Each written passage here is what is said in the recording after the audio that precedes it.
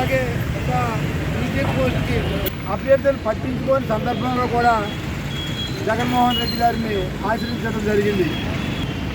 జగన్మోహన్ రెడ్డి గారు న్యాయ విచారణ జరిపించాలని, కష్టపడి చదివిన విద్యార్థులందరూ న్యాయం జరిపించాలని ప్రభుత్వానికి మరి ఇప్పటికీ కూడా ఈ రోజులు జరిగినా కూడా ప్రభుత్వం నిద్రావతలో ఉండి ఈ రోజు కూడా పట్టించుకునే సందర్భంలో జగన్మోహన్ రెడ్డి గారి యొక్క ఆదేశాల మేరకు ఈ రోజున భీమవరం 2వ రోజుగా రిలే నిరాహార చేస్తున్నటువంటి విద్యార్థులకు కానివ్వండి, యువకులకు కానీ వారందరికీ కూడా వైఎస్ఆర్ పార్టీ తరఫున మేము వారికి మద్దతు తెలియజేస్తూ ఈ రోజు 2వ రోజు రిలే జగన్మోహన్ రెడ్డి గారి ఆదేశాల మేరకు మరియు మా జిల్లా అధ్యక్షుడు ప్రసాద్ రాజు గారి అధ్యక్షతన ఈరోజు భీమవరం ఇన్ఛార్జ్ శ్రీ వెంకటరెడ్డి గారి ఆధ్వర్యంలో నిరాధ్యక్షలో నిర్వహించడం జరుగుతుంది.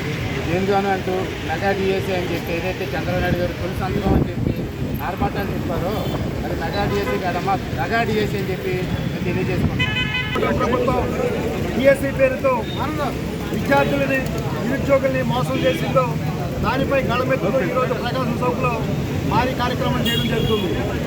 ఖచ్చితంగా బొండామ్మ గారు రాజీనామా చేయాలి, అదేవిధంగా అరెస్ట్ చేయాలి బొండామ్మ గారు చెప్పి తెలియజేస్తూ ఈ కార్యక్రమం వైఎస్ఆర్సీపీ పార్టీ చిరుమల రాయుడు గారి ఆధ్వర్యంలో 2 రోజుల నుండి నిరాహార దీక్ష జరుగుతుంది.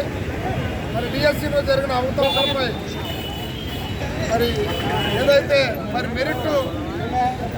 మెరిట్ ఆధారంగా కాకుండా మరి స్పోర్ట్స్లో మెరిట్ వచ్చిందని చెప్పి మెరిట్లో వచ్చిన విద్యార్థులను పక్కన పెట్టి స్పోర్ట్ కోటాలో ఉద్యోగాలు ఇవ్వడం, వాళ్ళ దగ్గర మరి ఎక్కువగా డబ్బులు దండుకుని మరి అవినీతికి పాల్పడిన విద్యాశాఖ మంత్రిని బర్తరఫ్ చేయాలని, అతన్ని తక్షణమే రాజీనామా చేయాలని ఈ సందర్భంగా మరి వైఎస్ఆర్సీపీ పార్టీ మరి డిమాండ్ చేస్తుంది. ఏదైతే మరి అవకతవకలు ఉన్నాయో ఈ కూటమి ప్రభుత్వానికి దమ్ము ధైర్యం ఉంటే వెంటనే సిబిఐ ఎంక్వైరీ చేసి వాళ్ళ యొక్క నిర్దోషత్వాన్ని నిరూపించుకోవాలని ఈ సందర్భంగా తెలియజేసుకుంటున్నాను.